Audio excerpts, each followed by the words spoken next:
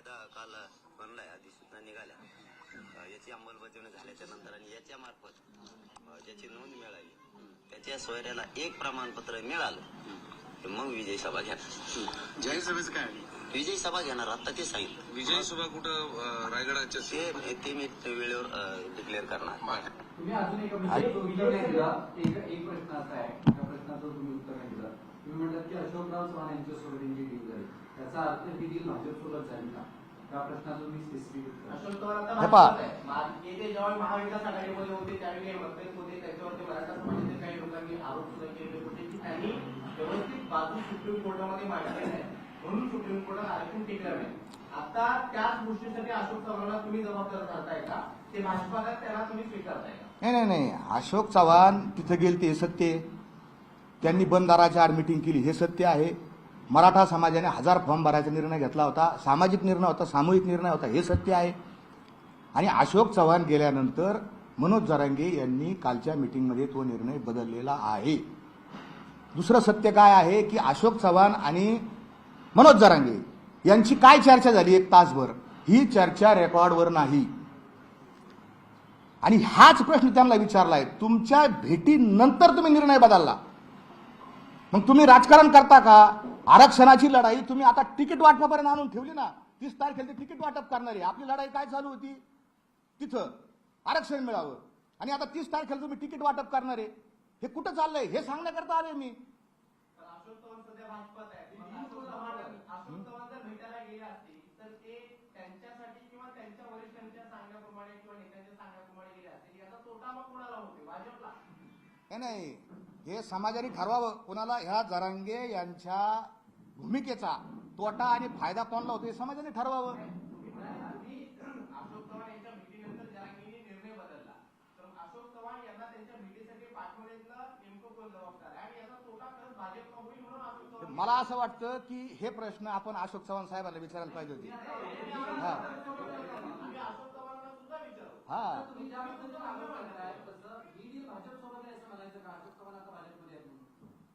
पहा, जरांगेंच्या जे 1000 उमेदवार अर्ज भरण्याचा जो काही निर्णय घेतला होता, सामूहिक निर्णय, हा. त्या निर्णयाचा तोटा भाजपला होणार होता का? आणि म्हणून अशोक चव्हाण जरांगेंना भेटायला गेले होते. निश्चितच मला असं वाटतं भाजपला तोटा होईल. होणार होता. जरांगे यांच्या भूमिकेमुळे आता साहजिक फायदा होऊ शकतो. जरांगेंनी फायदाच केला ना भाजपचा. सगळेच्या सगळे ओबीसी जरांगेंनी भाजपच्या तिकडे नेऊन घातले ना, शिव्या देऊन देऊन, द्वेष करून करून सगळे ओबीसी तिकडे गेले. जे गावगाडा चालू होता हातवाटा नाही का पुढे? आता आमच म्हणतोय की आम्ही एकत्र येतो ना, आम्ही असं येईल तसं, काही एकत्र राहिलं नाही. सगळे ओबीसी त्यांनी तिकडे नेऊन घातलेले येतं, नुकसान केलं त्यांनी समाजाचं. आणि मी तथ्य ठेवलेत आपल्या समोर. हा माणूस, ह्या माणसाला मी आधी सांगितलं, ह्या माणसाला आपण केलेल्या कृतीचे काय परिणाम होतात याची काहीच अक्कल नाही. हा कवाय पलटी मारतो, कधी इकडून कधी तिकडून, कधी इकडून कधी तिकडून. हा माझा आक्षेप आहे, हेच सांगण्यासाठी मी आलोय.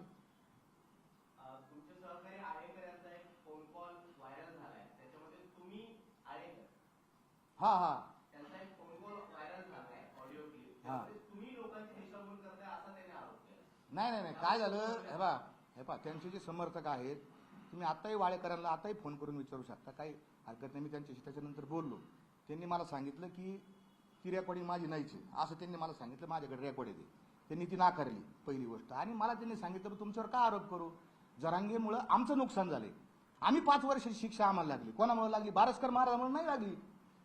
वाळेकरला शिक्षा लागली नाही, खुनेंना शिक्षा नाही लागली, त्यांच्यामुळे लागलेली शिक्षा. आणि ते येऊन तुमच्या समोर बोललेले आहेत, तुमच्या समोर बोललेत. दबाव असं तुम्हाला कळलं असतं ना, दबावातून केलं का काय केलं? बरं, मी तिथं नाही उपस्थित. हा, मला निश्चित माहिती होतं. आणि मी त्याला एवढं सांगितलं की खरं असन, सत्य असन तर तुम्ही बोललं पाहिजे, समाज माध्यमासमोर येऊन बोललं पाहिजे. आणि ते आले आणि इथं बोलले प्रेसमध्ये. वाळेकरांची रेकॉर्डिंग तुमच्याकडे आहे? ती रेकॉर्डिंग पाहिजे नाही म्हणतात आहे ना, समोर आणू शकता का? आता नाही आहे म्हणलेले आहेत ते वाळेकर, बिलकुल म्हणलेले आहेत. ठीक आहे. पुढच्या वेळेस मी आमची लढाई चालू आहे. पुढच्या वेळेस हे आत्ता हे राहिलं परत तुमचं ऐकून, हेच महत्वाचं होतं. पुढच्या वेळेस हे काय म्हणलेले ऐका, परत एकदा ऐका. मार्गदर्शन घेण्यासाठी चाललोय. तुम्ही म्हणाले होते की ज्यावेळेस आरक्षण मिळेल तेव्हा तसंच हा नाही हा बरं ते काय म्हटले होते ऐका ना काय ऐका ना मी ते जे काय म्हटले होते माझा मुद्दा समजून घ्या. ते जे म्हटले होते की पहिला दाखला मिळाल्यानंतर मी विजयाची सभा घेईन. पहिला दाखला मिळवण्यासाठी आमचे प्रयत्न चालू आहे, आमची लढाई चालू आहे आणि येत्या काही दिवसातच पहिला दाखला मिळून जाईल आणि त्यावेळेस यांचा फुगा फुटेल. मी निश्चितच आपल्या समोर येईल.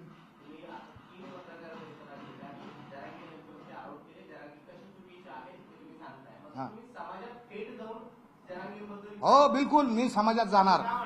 मी समाज